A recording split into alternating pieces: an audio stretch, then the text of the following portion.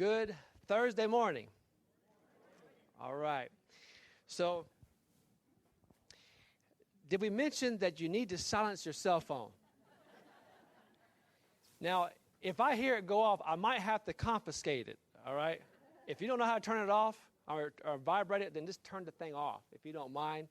In any case, thank you for being here. I know some of us just joined us, and we do want to welcome you here once again. We just have one more day after today, but we have a double blessing. Usually we just have one meeting at camp meeting, one morning meeting, but we have an afternoon meeting because we thought that having Dr. Diehl here would have a lot more interest in attending this, because there's so much information that God has blessed him with that we need to hear, but not just to hear, but to put the hand on the other side of the ear, on one of the ears, so that it will just stop somewhere in the brain and help us put it into practice. Okay. I just have 3 of these. I had a bunch when I came here, but this is the handout for the training or train the trainer sessions that we're having in August at a couple locations. If you're interested to learn how to do some of these types of meetings in churches, in your churches, please see me in the back there. Also, I want to mention that we have a whole table of Dr. Diehl's books that he's authored or co-authored. One is Take Charge of Your Health. One is Health Power. I believe this is the one that sold 2.5 million copies around the world in 30 different languages. Health Power, healthy by choice, not by chance. It's got the little chip logo there. And then the cookbook, The Optimal Diet. And at the ACBC, they're at discount prices. So if you're at all interested in these books, now is the time to get them. So without any further ado, I'd like to invite Dr. Diehl to come forward. Oh, okay, yes. The book that's already sold out is, some of you already are aware, How Not to Die. But Dr. Diehl says, try to find it any way you can because it's worth it. You can go on to different avenues, as you know, Amazon.com or wherever. How Not to Die. Those went very quickly. They cost a little bit more, but they were discounted here, but it's worth the price, okay? Your health is worth the price of the book, all right? Okay, so I think we're ready to pray, Dr. Diehl. Let's pray. Father in heaven, we're so thankful for our friend here, your friend, Dr. Diehl, being with us. And we know that your Spirit's with him, your Spirit is with us, and we can do all things through Christ who strengthens us. So we pray for that today. In Jesus' name, amen. Amen. Thank you so much. It's good to be back with you here today. I talked to my wife last night, and she said, did you talk about overweight already? I said, I did. I said, did you tell him the story? I said, no, I didn't. I said, you're not around, so I'm missing out on all the good reminders. And she said, tell him the story.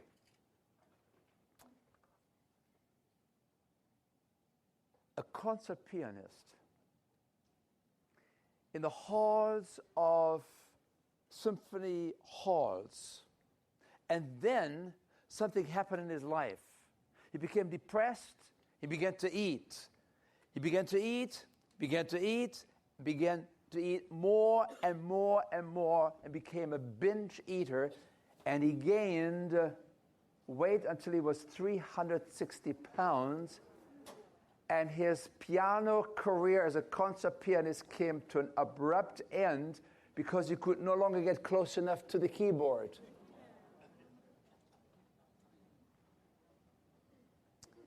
And then he came to a program. So I'm coming to a meeting, my wife is with me there, and this gentleman is there. And we become acquainted. And he says, I'm a concert pianist. And of course my wife immediately was very interested in getting to know this person because that is her career. And he said, you know, I couldn't get to the piano keyboard anymore until I came to this program here 2 years ago. Since then I have lost 120 pounds. And I'm ready to restart my career. Last year, my wife and this gentleman teamed up as a plant-powered piano duo in Lithuania that used to be part of Russia at one time. Fabulous concert. He became again functional because the weight was interfering with his life's profession. And weight is not just interfering with those kind of aspects, but it begins to interfere with all of our areas, including the spiritual functioning of our frontal lobe that we talked about yesterday. Now, this morning we want to talk about diabetes, but before I do, I want to bring to the stage, especially that I met the other day, and I said, why don't you share with all of us here what you shared with me? Shall I hold the mic? Will you time her 2.5 minutes? I told him I only needed 3. Okay, my name is Dawn, and I'm from Greenville, Tennessee, but this is our home when it comes to camp meeting.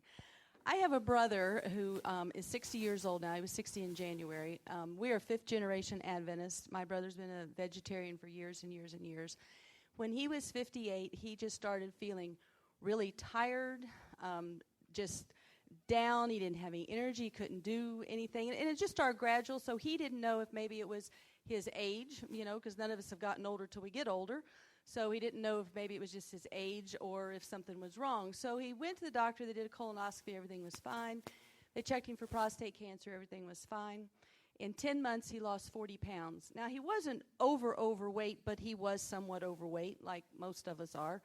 And after the 10 months, he lost 40 pounds, and he went to the doctor, and they drew an A1C along with a lot of other blood work, and his A1C was 15.3. And they wanted him to lay down in the doctor's office, and he said, well, okay, but why? And they said, well, don't you feel bad? And he said, yes, that's why I came. And they, of course, was afraid he was going to have a stroke or something. To make a long story short, they wanted to put him on insulin, and he refused to go on insulin. So they put him on metformin and Farxiga. And he told him, the doctor said, I'm not going to stay on this stuff.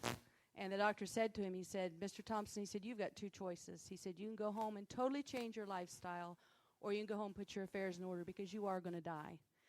So 3 months later, John went home, and he started researching. They didn't give him any kind of a diet.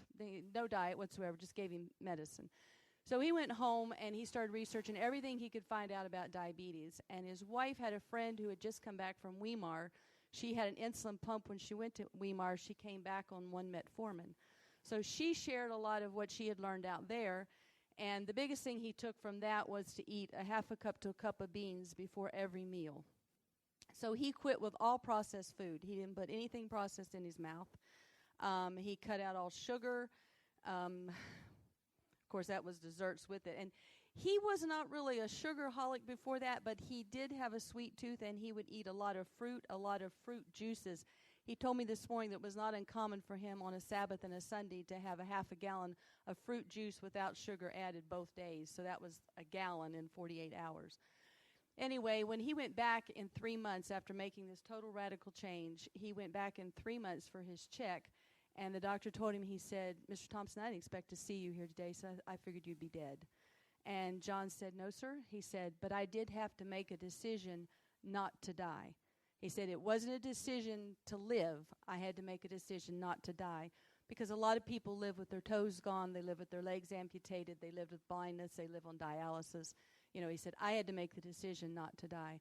In 3 months, when he went back, his A1C was 6.8. In January, he turned 60, and he went back, and for his 9-month check, his A1C was 6.1, and he's totally off of all medicine. Was that 2.5 minutes? So we're talking today about diabetes. You got the story, right? I mean, you can actually turn diabetes around. This man in months was no longer on these high levels of high blood sugar levels. You heard the A1C was 16. He was going into a coma. And then just a few months later, he sees his physician, and it's almost normal again. So I want to give you an alert this morning. I want to reinforce what this lady just said. It's estimated that in America, every second American adult is either at risk for diabetes or already has diabetes. Now, there are about 350, 400 people here. That means 200 of you people, if you're average American people, 200 of you either have the risk for diabetes or you already have developed the disease. That's a scary situation. I'll give you some stats here. 1994, about 5% of the adults in America had type 2 diabetes. 3 years later, it was 6%. 3 years later, it was 7%. 3 years later, it was 8%. 3 years later, it was 9%. Now it's 12% of the American adults have diabetes.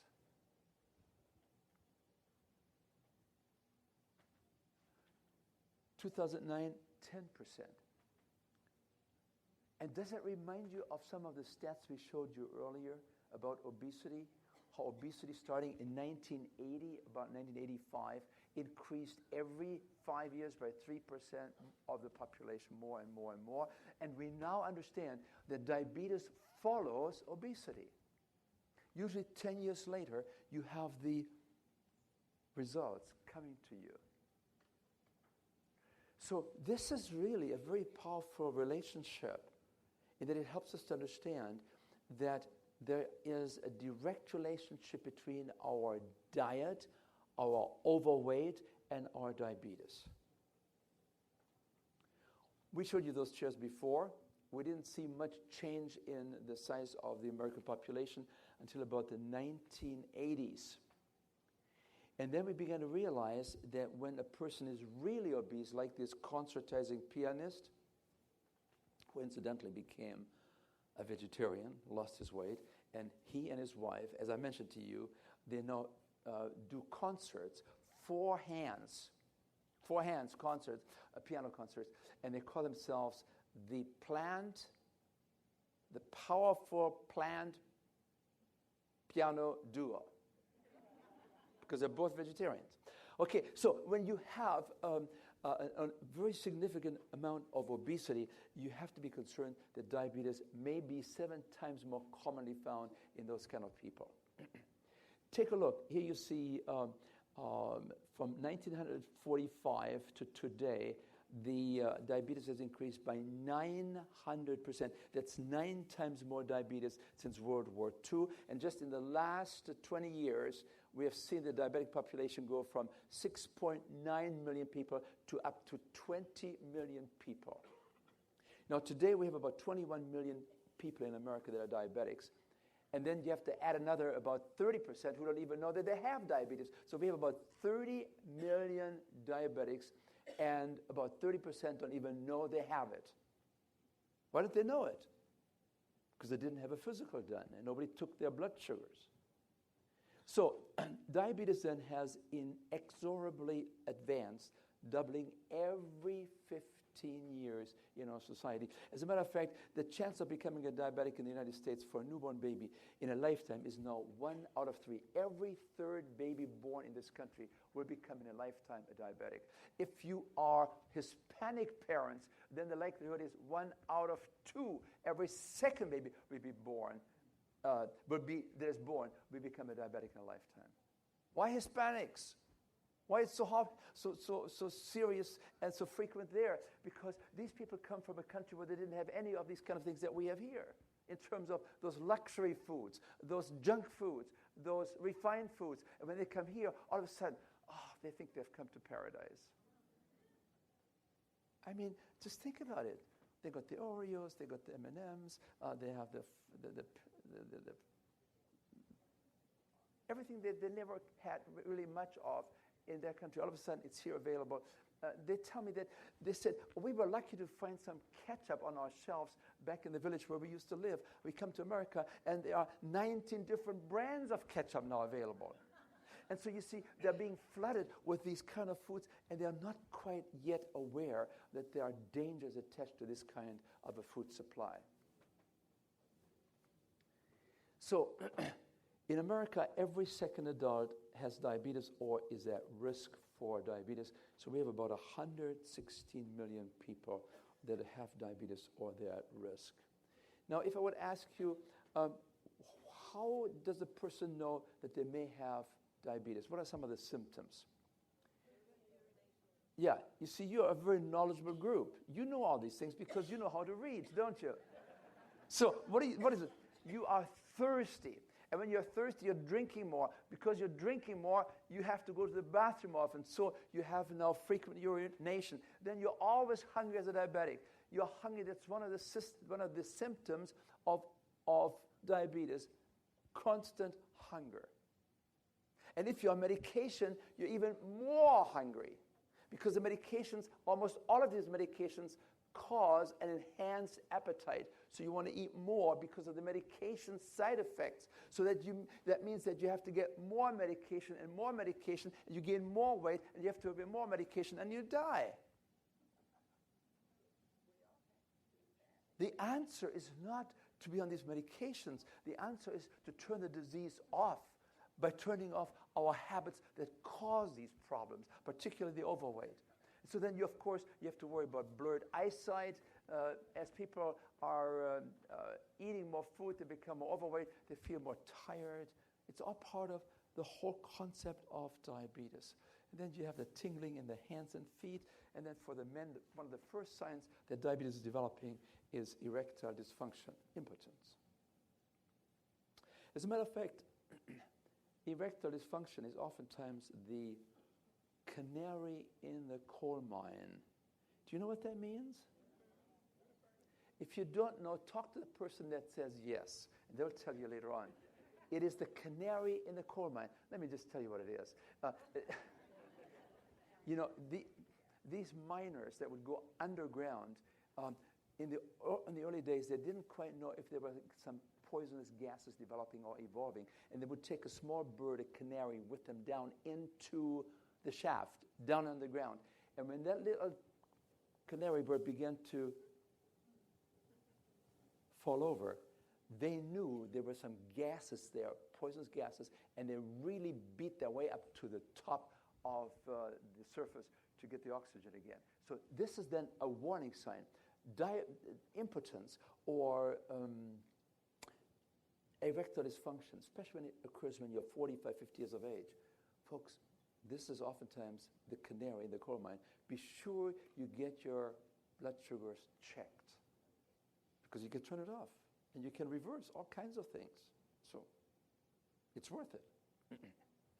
So if you want to be sure that you have diabetes, then you want to check your blood sugar, and anything that's above 100 is either pre-diabetes that goes up to 125, or you're becoming a full-blown diabetic once the blood sugar is above 125. So if I ask you, how do you define a diabetic technically? What is the number?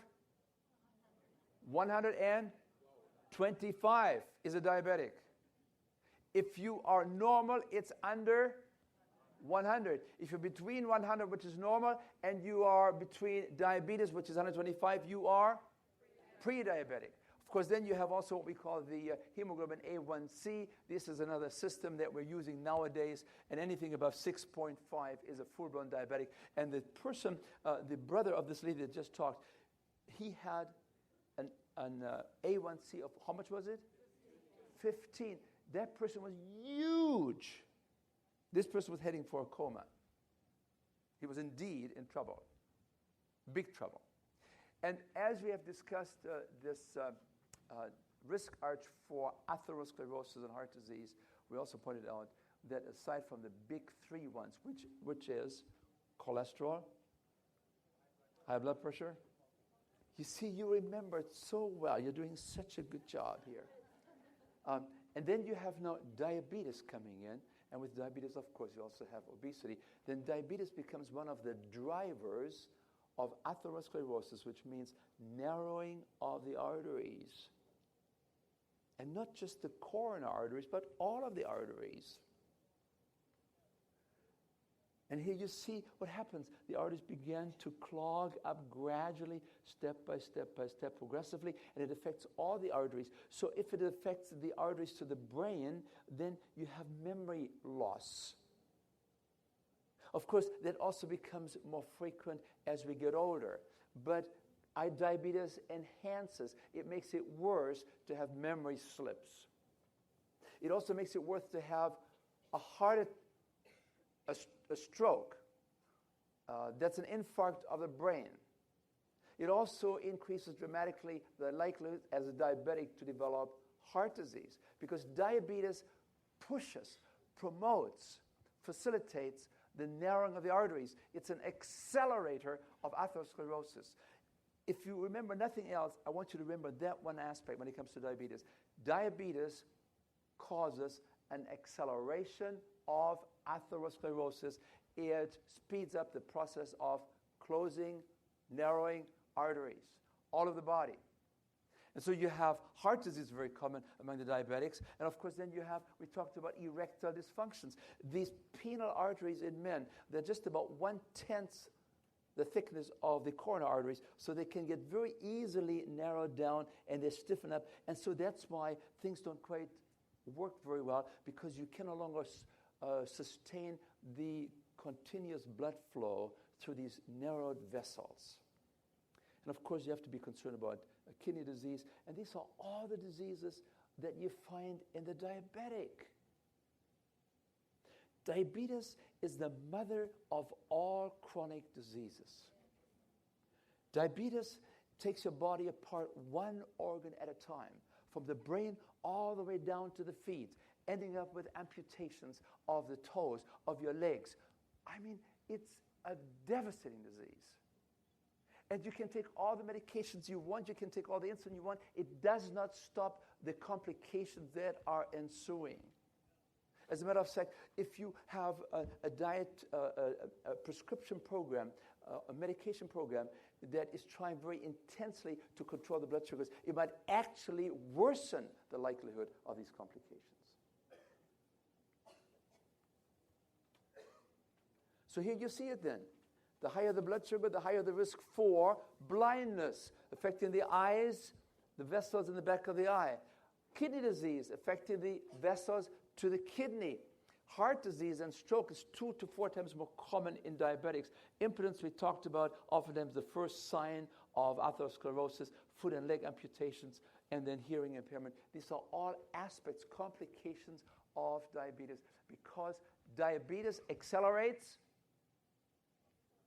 atherosclerosis, narrowing and hardening of the arteries. And so we know that probably up to 80% of the diabetics die from atherosclerosis-related diseases. Therefore, we must control these risk factors, such as cholesterol, no smoking, high blood pressure. We need to do something about extra weight. We have to do something about triglycerides. We have to get into an exercise program.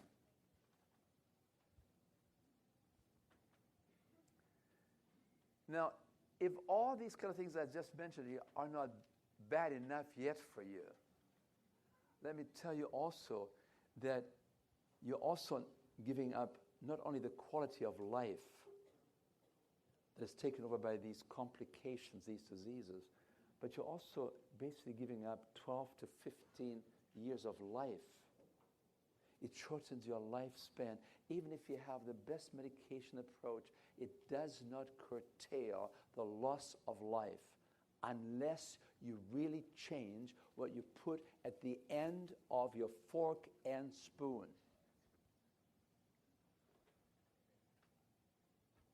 Now for the good news. Are you ready for some good news?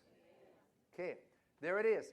50 to 75% of these type 2 diabetics that are taking insulin, and 80 to 70% of these on pills, could normalize their blood sugars and be off medication within weeks. All they have to do is change their diet, just like the brother of this lady that talked to you earlier today. He changed his food supply, he got into an exercise program, and the diabetes was basically almost gone. These are some of the best researchers in the country, like Professor James Anderson. He has written over 500 scientific articles about diabetes in medical journals, has written many, many books and many chapters in books. And he said 50 to 75% of these diabetics on insulin could be off insulin in weeks. And then he said 80 to 90% that are taking the pills could be off these pills in weeks, and they would have normal blood sugars.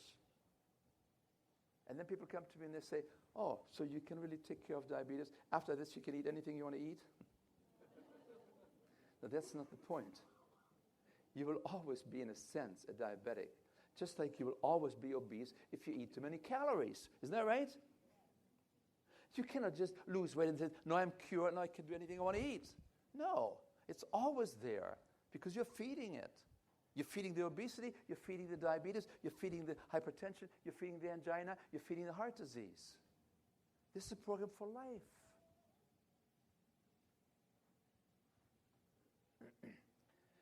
Let me just spend a few moments on insulin, what that really is. Insulin is a biochemical messenger. It's sort of like a key that you insert into the lock of a door, and the door magically opens up. You have about, we estimate, some 10 to 100 trillion cells. And every cell has kind of a lock. And the lock has to be opened up so that the blood sugar can get out of the blood into the cell, because that's the energy that the cell needs. So when you have insulin in your system, and it works very, very well, then it opens up every one of these trillions of cells, and the blood sugar, the sugar in the blood, the good sugar, gets into the cells, because that is the gasoline that drives the car, that goes into the tank. Now, that's how it's supposed to work. So you can see there, you have a pancreas, which is a major organ in the mid-area here, and the pancreas produces insulin, and the insulin comes to every one of these cells, and it's like a key. It opens it up, and then the doors of the cells begin to open up, and the glucose, the blood sugar, the sugar gets inside of the cell, and the cell works very well and says, thank you, I can work now, I can function, you're doing fine. Now, you have now a type 1 diabetic. It's a different kind of diabetic. Usually, we thought of diabetics when they are babies, when they're very young, and the pancreas, for some reason, is not working. It's not producing any insulin. What happens now? There's no key. There's no one to open the door of these cell gates. And so as a result, the glucose is building up on the outside of the cell. It goes above 100, 125, 300, 500, 600, 1,000, and the person dies. If it wasn't for the ability of injecting insulin from the outside of the body so that the insulin can get into the body and can open up these gates of the cells. That's type 1 diabetes. It's very fairly rare, relatively speaking. 90% of all the diabetics are the kind that I want to describe to you now, and that's what we're going to talk about right now. Okay? So let's take a look at this one here. This is now a type 2 diabetic. We used to call them adult diabetics because in the early days, we always thought that this is a disease that happens when a person is 50, 60 years of age and they're large. Then you're at risk for diabetes. Well, that's the way it used to be. Now we have to look for potential diabetics when people are 50 years of age and large, 40 years and large, 30 years and large, 20 years and large, 15 years and large. Now we call them adult onset diabetics or type 2 diabetics.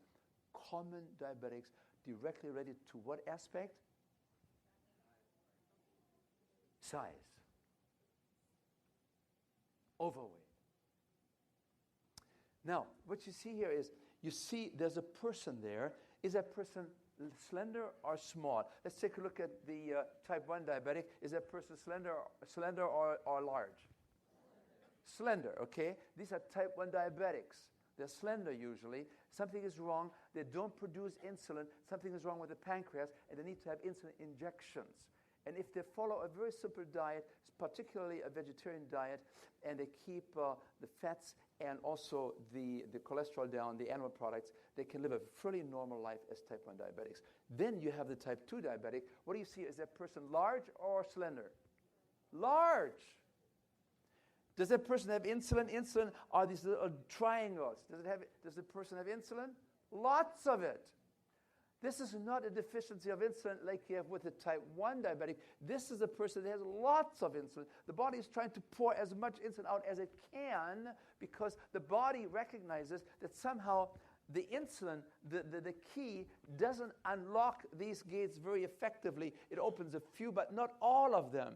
And so the body now begins to reason, if I produce more keys, if I produce more insulin, maybe it can open up all these gates here, and then the person is no longer diabetic. But it doesn't work that way because it's not just the insulin, it's the fact that the locks are gummed up.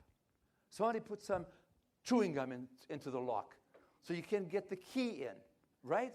Or maybe the locks are rusting, so you put the key in. It doesn't quite work. It works sometimes, sometimes it doesn't work. And that's what you have when you have type 2 diabetes. What's really causing the gumming up of the locks, however, is not the chewing gum. It's not the rusting. I just use that to help you to understand the concept. But it's the amount of fat on your body and the amount of fat inside of the cells. When you're overweight, when you're eating too much fat, oil, and grease, it gets into the cell, and that causes a reaction from the inside that does no longer allow the insulin to become sensitive to what needs to be done to open these gates.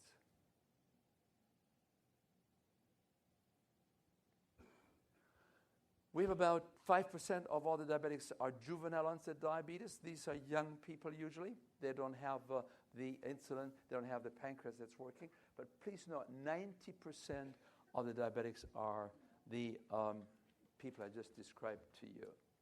Then you have a few more that develop diabetes during pregnancy, but that usually resolves itself after the delivery. So we have now about 21 diagnosed diabetics. 8-9 million don't even know they have it, so we have 30 million diabetics. But those who have been diagnosed, most of them are taking what? Insulin or pills? What's the highest percentage?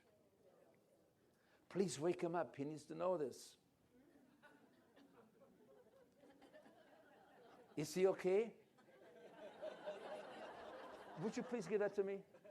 No, it's okay.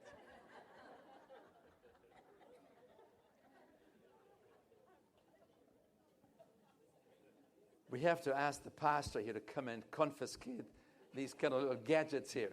It's all right. It's all right. We're all good friends here, aren't we? But I really want all of you to really pay close attention because this is a matter of life and death. Okay? So about 62% of the people are on these pills, and then many of these people are on insulin. Some of them are on insulin and pills, and some people are sort of on some kind of a diet, and it doesn't really work. Because drugs don't cure. Drugs don't stop the epidemic, and they may actually be harmful. Many of these drugs, they come and they go.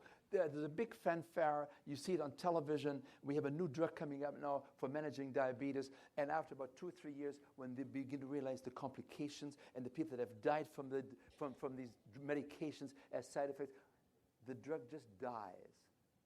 And the doctor never prescribes it again. And then a new drug comes up. And they're all, most of the time, they're fairly similar. They're just a little bit different. And big fanfare. We sell millions and millions of these drugs, and then the results come in, and we begin to realize there are complications, there are side effects. There are oftentimes deadly side effects, and then the drug dies again, and a new one comes in. Folks, isn't it time that we really get to the root of the problem? Isn't it time that we really think about what can I do? You cannot rely on these medications in most cases. We have shown you this picture before. This is how we treat diabetes. We got to take care of the leaky pipes instead of always working hard to keep the floor dry. That's what we try to do with medications and all these procedures. We try to keep the floor dry, and it doesn't really work. It pays very well. The mopping up pays well, but folks, it doesn't help the patient. So let's talk a little bit about what we perhaps could do. We know from large population studies around the world that diabetes is fairly rare in populations that are living on a basic, traditional, plant-based diet. I'll give you an example. I take you to Japan. I try to give you some data here from Japan. After World War II, it was very difficult to find heart disease in Japan. After World War II, it was very difficult to find diabetes in Japan. It was difficult to find overweight in Japan, right? 1960, here's some of the data. Before 1960, you would find maybe 1% of the middle-aged adults to be diabetics. So this is now looking at people that are over 40 years of age. And you look at all the Japanese over 40 years of age, and you find maybe 1% of these people is a diabetic. And then you look 40 years later in 1980, 20 years later actually, well, 40 years later, 2000, when you look at all the diabetics in Japan then, and you all of a sudden realize it's now 15% and more of all the people over 40 years of age have become diabetics. What happened in Japan? Did something change there? Did it change the genetics? Folks, the genes, they are not responsible for diabetes. If a person has a genetic predisposition towards diabetes, it runs in your family. It's sort of a predisposition.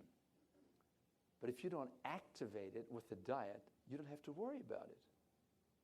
This idea, well, it runs in my family, therefore I will have it too. No. You know, genetics is sort of like a gun, but you got to pull the trigger with the diet that you do.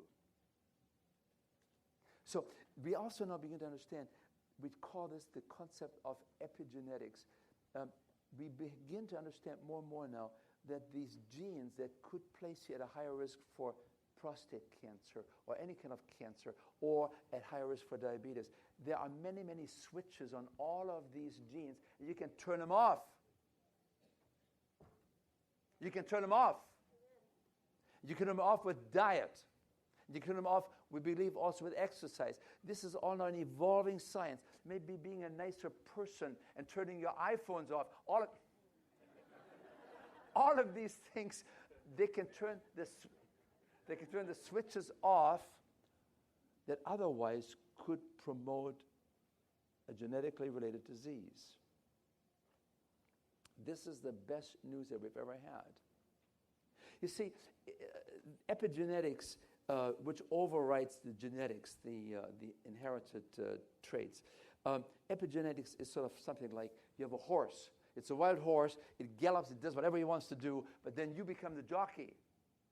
And you have the reins. And you tell the horse where to go, how fast to go. That's what you do with a diet that controls the genes. Otherwise, you wouldn't have free will. A very important concept. What happened in Japan? Here again, you see in Japan, we talked to you about 1960 to 2000. In Japan, the fat consumption increased, it tripled over the years from 1960 to 2000. Japan began to eat more fat, oil, and grease, and largely coming from animal products because they discovered the Kobe steaks. That's a high-fat food, isn't it? That's about 70, 80% fat. At the same time, as they began to eat more fats, what happened to the carbohydrates, the rice? It went down.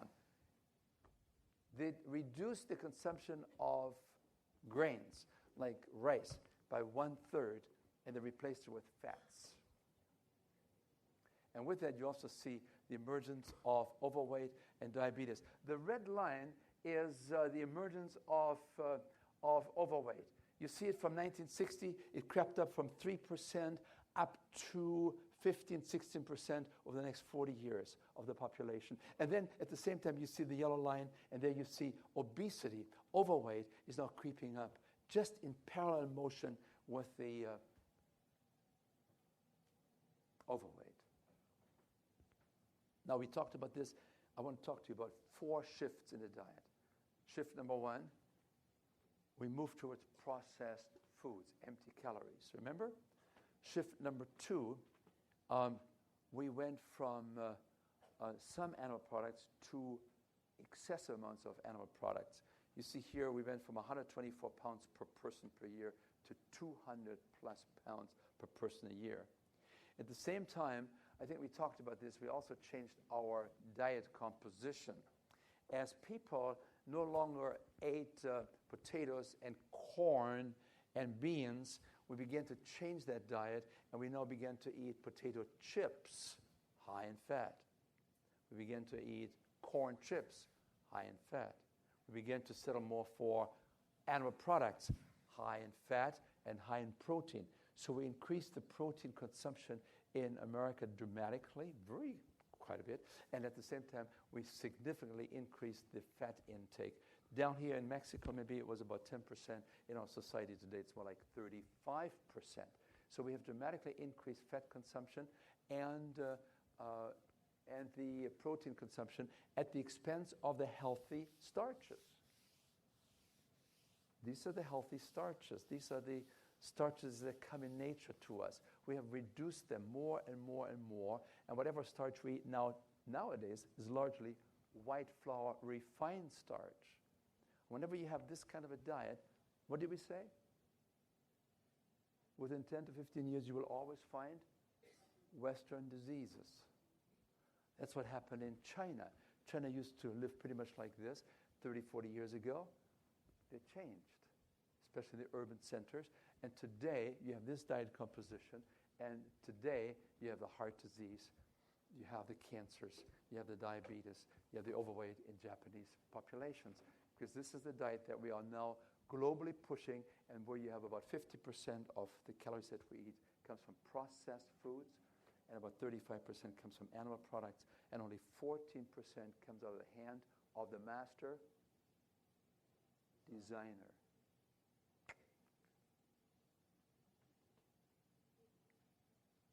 So what can we do to turn this thing around? Well, I can take you to Loma Linda, and you have seen this slide before. Adventists that are meat eaters have 4 times more diabetes than Adventists that are vegans. So if you want to lower your rate of diabetes, what would be a good color to choose there on the board that you see there? You move towards a color green, which is leaving out animal products. What are animal products? Give me some ideas. Cheese. Oh, yeah. Eggs. Milk. Meats. Fish. Yeah. Chicken. Yeah. These are all meats. These are all animal products. So I want to talk to you briefly, just for a few moments, about what is causing diabetes. What do most people think causes diabetes? Sugar. Would you be open to another explanation? Okay. Now we have talked to people for decades about cutting back on sugar. We teach them all the details. If you have jam, make sure it has no sugar. If you have your soda pop, make sure it has no sugar. We have taught people over and over again, no sugar, no sugar, no sugar, because we know that as diabetes develops and progresses towards a certain stage, then you're actually excreting sugar in the urine, and that's why we thought, aha, these people don't know how to take care of the sugar. We better take it out because otherwise they're urinating the sugar away. This is how they used to discover diabetes. In the old days, when the pharaohs were examined by their physicians, in those days, physicians were the priests. The priests would go and see the pharaoh, and they would say, "Sir, I need to have a small amount of urine. Would you please give me some urine?" They took the urine, they poured it on the sand, on the ground, and if the ants would come to the urine on the sand, they knew the pharaoh was a diabetic. And it's only the rich people in Egypt that would have the ants coming to the urine to attack it, because other people didn't have any sugar in the urine. So it has something to do with overweight, with excesses. And so we have this idea that because sugar is being excreted through the urine, through the kidney, that maybe that's what the problem is. I have some news for you. I want to develop it very carefully so you understand it. Can you really create diabetes? Yes. I've already told you, didn't I, that I can take medical students, I take lean medical students, and I give them a diet of 1 pound of sugar a day. I mean, they get some other foods too, but I add an extra 1 pound of sugar, anything that is sweet and that they love to have, and the kids think they've gone to heaven. And then I say, well, see what happens to your blood sugar. After 11 weeks, not one person has become a diabetic. The experiment is over. Didn't work. Then I take these same students, and this time I give them hash browns and salami and cheese and cream and ice cream and margarine and butter. I give them all these fatty foods. When we give them, if they want to have some coffee, we give them cream with coffee, not coffee with cream. You follow me? When they have their butter on their bread, we tell them, put it at least a 1/4 inch thick on it. Enjoy it. Okay? When you have whipped cream, put all the whipped cream on that you want. And the kids, again, think they have gone to heaven. But the experiment is over after 2 weeks. And they're all distressed and sad because it's over. Because 7 out of 10 of these lean medical students now, within 2 weeks, will test diabetic. There's a study, 1927 done. This doctor created mild transient diabetes in medical students within 2 weeks by giving them this kind of a high-fat diet. You know, the American diet is about 35% fat. They gave them 65% fat. I mean, just pour it on, baby. And in 2 weeks, the power of fat, oil, and grease. 1935, a famous physician by the name of Sir Harold Himsworth in England found that the more fat he had in the diet for his patients, the more the blood sugar would go up. The more he lowered the fat in the diet, the lower the blood sugars would take place. Then I can take you now to Colorado to the experiment. They had 134 pre-diabetics. What's a pre-diabetic? Their blood sugar is between what numbers? Very good. We're becoming good friends. Thank you. So now you have 134 pre-diabetics, and they follow them for 3 years. And then they want to know how many of these 134 pre-diabetics are obviously large, overweight, because that's why they're pre-diabetics. Out of these 134 pre-diabetics, those people that became diabetics were the ones that took the most fat into their diet. So those patients, those people as pre-diabetics that had the highest intake of fat were the ones that turned into full-blown diabetics over the next 3 years. Here's study number 4 from Harvard. This is a huge study. This is some 85,000 pre-diabetics. These are nurses. They're enrolled. This study has been going for many, many, many years. They followed them for 16 years. And out of these 85,000, 3,300 became full-blown diabetics. And then they said, well, what did they have in common? Those people that became diabetics, what characterized them versus those who did not become full-blown diabetics? And the difference was, it was the lifestyle. It was the amount of fat on their bodies. The people had a 40 times higher risk for becoming diabetics, 40 times more likely becoming a diabetic if they had extra weight. So weight is a very important factor. Now, here's study number 5. This is one of the most important studies that has ever been done. I want you to really pay attention to this one here. And this is, they took 3,234 obese pre-diabetics. Pre-diabetics become what? Diabetics, okay? And they have these obese pre-diabetics, and they wanted to know how many of these people become diabetics and how long will it take? Here's what they found. They put these people for 3 years into a special study that was conducted in 27 university centers. Big study. Multi-million-dollar study. Here's what they found out. Out of 100 obese pre-diabetics, out of 100, 29 develop diabetes within 3 years. So that's why we can say with comfort and with assurance that if a person is obese and an obese pre-diabetic, you have 3 years, you have a 30% chance of becoming a diabetic in 3 years. So if some of you are struggling with obesity, with extra weight, and you're pre-diabetic, I can tell you, you have a 30% chance that you will be a full-blown diabetic in 3 years. That's where this study comes from. Please, then, so 29 out of 100 people became diabetics. Then the other group that they had, they took metformin, which is the most commonly used medication today. And out of 100 people, only 21 became diabetics. What does that mean? Did the metformin work? Yes.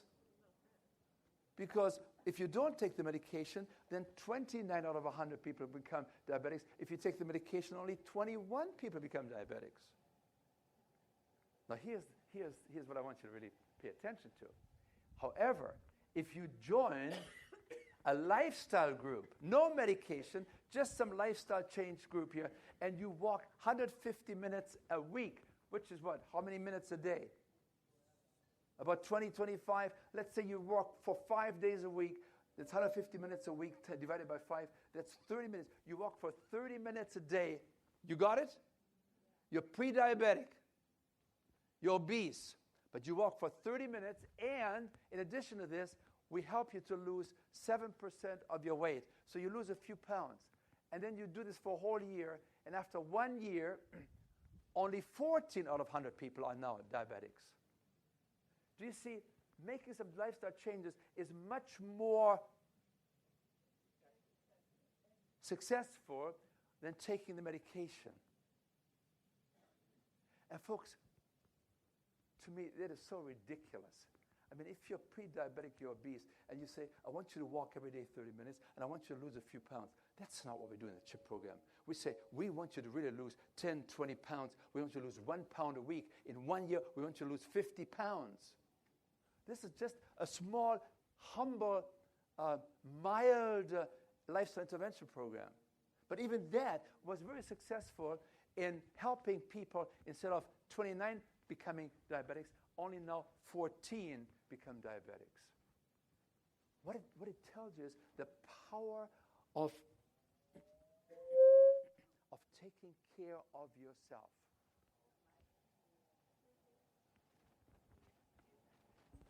Mic is off? No, it's on. Okay.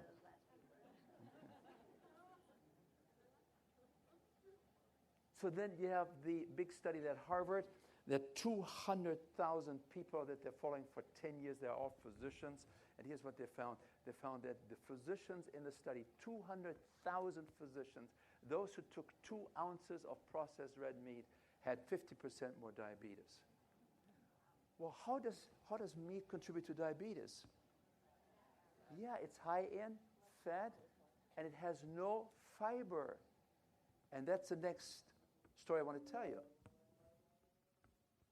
So then they switched these people, these diabetics around, and they gave them a grain diet, lots of fiber in the diet, and the diabetes decreased by 35%. So here's Dr. Anderson again. He said, we have some great news. We can reverse diabetes, but how do you do it? Let's just talk about this. You can do it by eating more carbohydrates, but the right kind. Don't eat refined carbohydrates. Refined carbohydrates are starchy, refined starchy foods. Refined carbohydrates are refined sugars. You can eat sugar if it's not refined, and it's okay, within reason, as long as you have enough fiber in your diet. I mean, don't drink fruit juices. That's, again, refined. But if you take it the way God designed it, you have the magic answer for taking care of most of the diabetes in this country.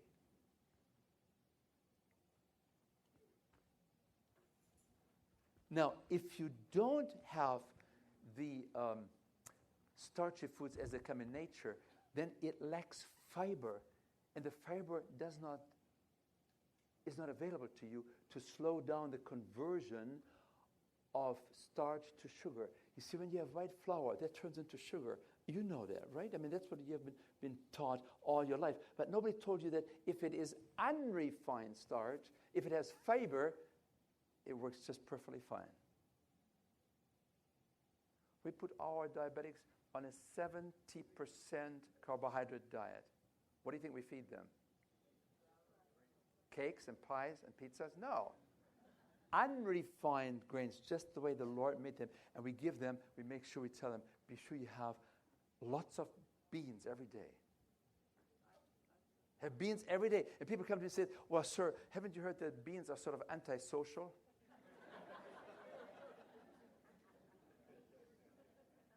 In the CHIP program, it doesn't make any difference because we're all doing it, so nobody knows the difference.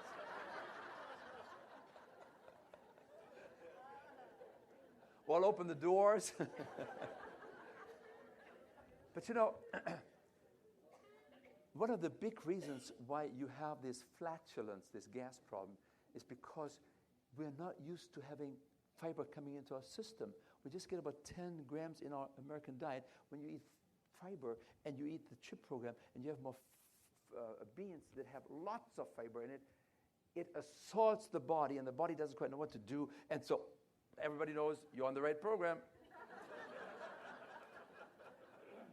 It takes about 3 to 4 weeks and then things settle down. The volcanoes are no longer erupting. Everything is calming down because the body now understands I got the right number of grams of fiber that I need to have. And so this is then the fourth shift. We talked about 3 shifts already. We shifted in our society to empty calories, refined food.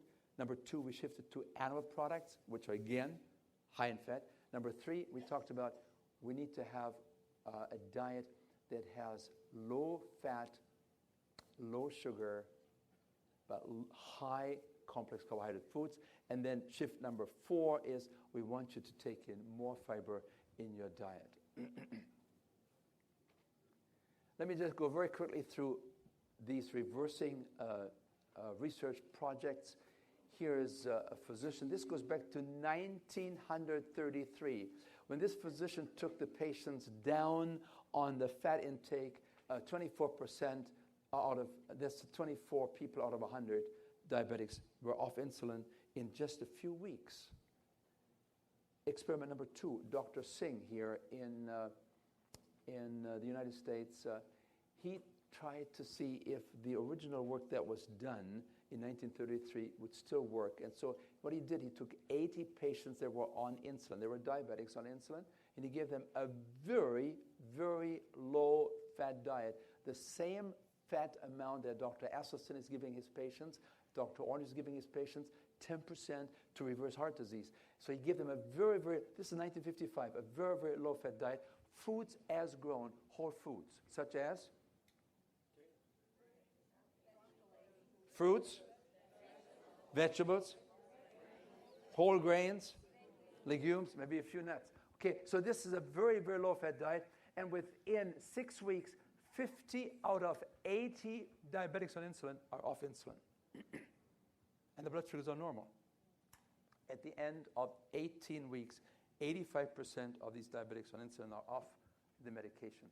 1983, Nathan Pritikin does the same thing. Again here, 74% of his diabetic patients on drugs, on medication, were able to leave the center in less than 4 weeks without any medications, and their diabetes was basically gone. Then you have Dr. Barnard, and you might want to put this one down. It's an excellent book. There are 5 books out there that talk about reversing diabetes. That is a perfect gift for diabetics to take a close look at. And Dr. Barnard showed that he could put people on a very simple diet, vegetarian, very low in fat, and within 26 days, 71% of his patients on medications were off these medications and their blood sugars were normal.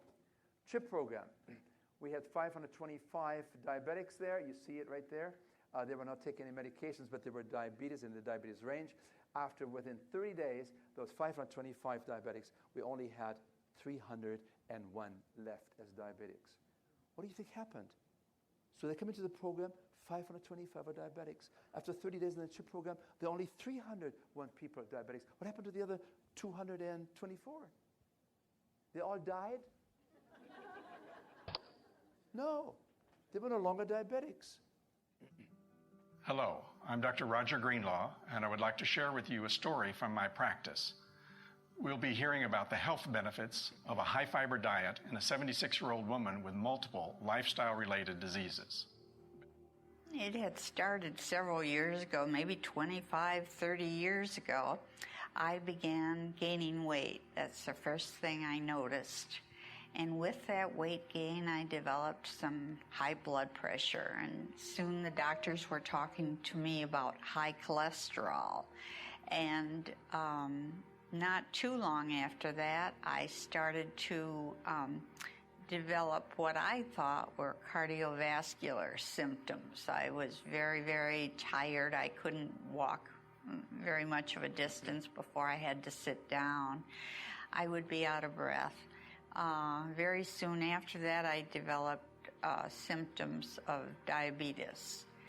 After several years of that, I started to have even more complications that come with high blood pressure and diabetes.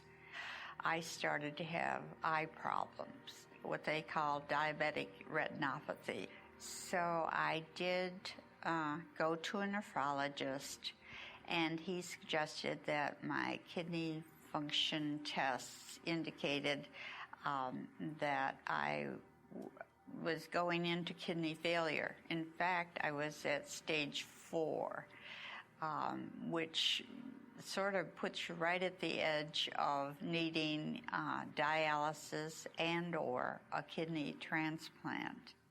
Finally, one Sunday, I lost vision in my right eye, and at the same time had a problem with my right arm. There was some pain there, and I couldn't use it very easily. So then they ran more serious tests and finally did an angiogram.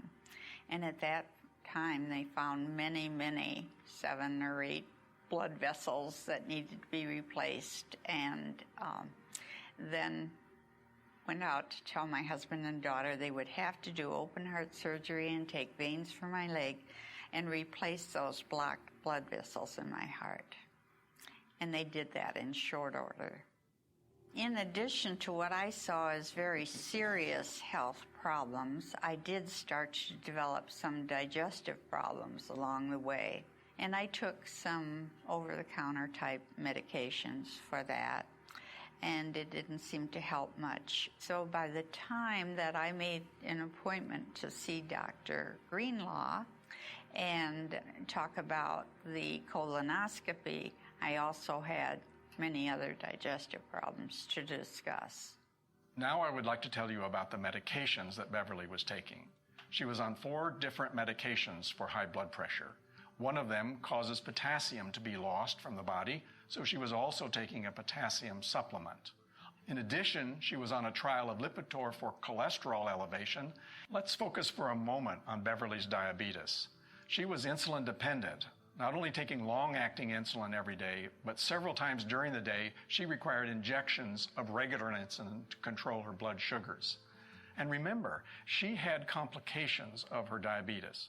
I had so many things that I really didn't know what to work on next to try to keep under control. I was so worried about myself and how I was feeling and what I was going to do if this thing progressed, or if I couldn't get those kidneys under control, or if the veins that they had replaced the arteries with in my heart blocked again.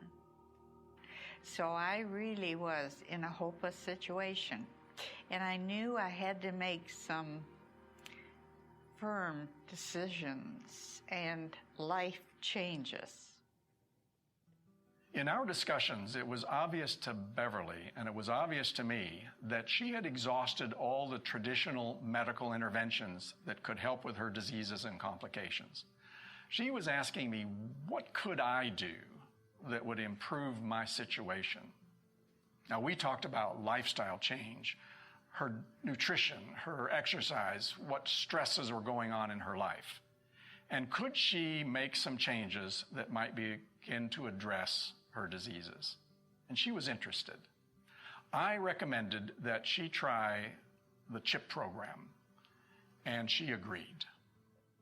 As Beverly and I talked about lifestyle change, therapeutic lifestyle change, we talked about her multiple diseases and how the CHIP program could address all of those. The idea that if you treat one problem with a lifestyle change, you begin to treat all problems simultaneously that are lifestyle related.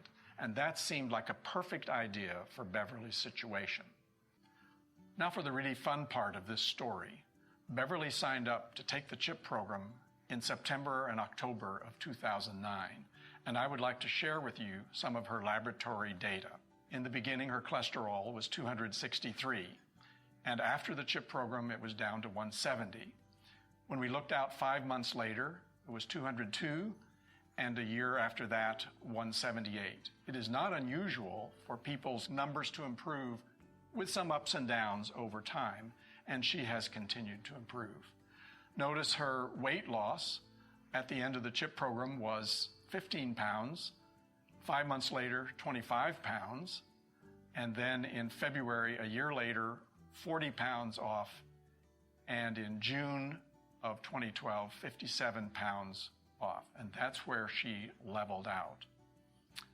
Notice the dress size going from 18 to 16 to 14 and then 12, and now she's shopping in the size 8 to 10 rack.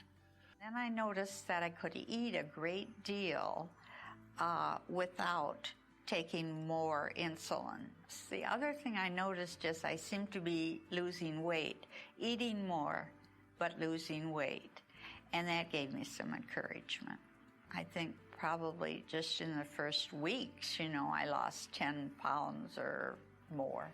As I became more involved with the program, I noticed that I could get the blood sugar levels under control. That was a big thing for me. And I was feeling a lot better. The big story here is that she's off insulin and controlling her diabetes with metformin and lifestyle change alone. And let's not forget that Beverly was suffering from severe complications of her diabetes. With the taking of the CHIP program, the laser treatments stopped.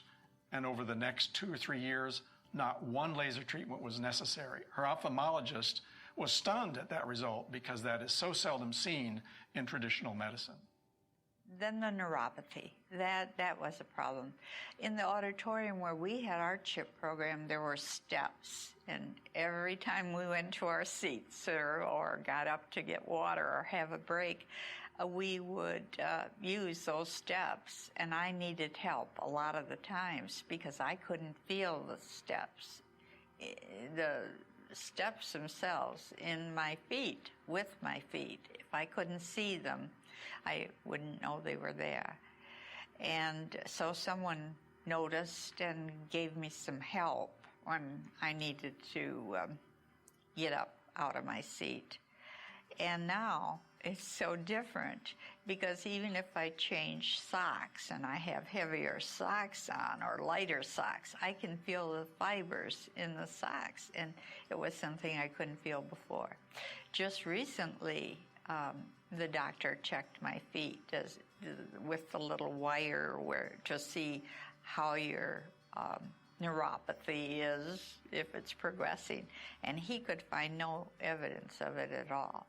Neuropathy is something most people would say is not able to be improved by medical therapy. You would use pain medicine to control the discomfort, but you would not expect neuropathy to go away.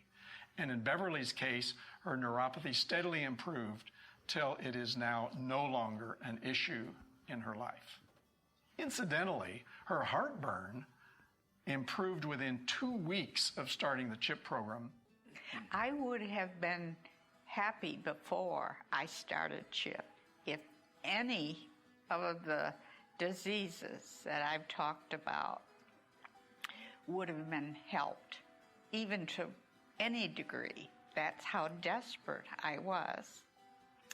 And now I see that not only the diseases were, some of them reversed, all of them improved, that's for sure, but it changed me as a person.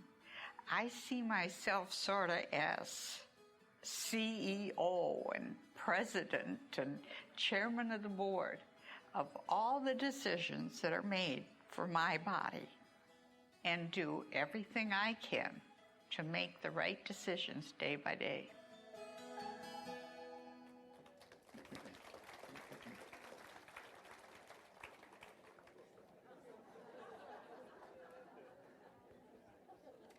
I talked to Debbie the other day. She's 85 years now. She has one medication, that's all she takes.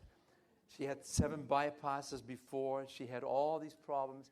Once you take care of one problem, chronic disease problem, you have a very good chance that all the chronic diseases will become affected by it. And of course, what she did, she said, I adopted a new kind of a cow. I want to introduce to you the cow that Beverly adopted. That's a safe cow. Foods as grown. This is the Harvard plan for diabetes and heart disease and managing and reversing these chronic diseases. They recommend, if you can take a look at it, the green, this is now the plate that they recommend. It should have lots of greens, lots of vegetables. It should have fruits, fresh fruits. It should have whole grains. It should have healthy protein. They don't recommend meat. They said, well, if you want to have some meat, it's okay with us, but make it healthy protein, such as beans and lentils. If you want to have some meat, it's fine with us, but it's better to have more of the others. And then, of course, do you see? There is no milk anymore in the Harvard diet plan. There's no more cheese in the Harvard diet plan. There are no more eggs in the Harvard diet plan. This is the School of Medicine and the School of Public Health that's recommending water to drink instead of milk. And people say, but sir, what about my osteoporosis? Countries that consume the most milk, drink the most kind of dairy products, the most cheese, have the highest rates of osteoporosis. The idea that we can protect our bones by drinking more milk, as being advertised by the milk industry, the science is not there. This is then the final slide. A whole food, plant-strong diet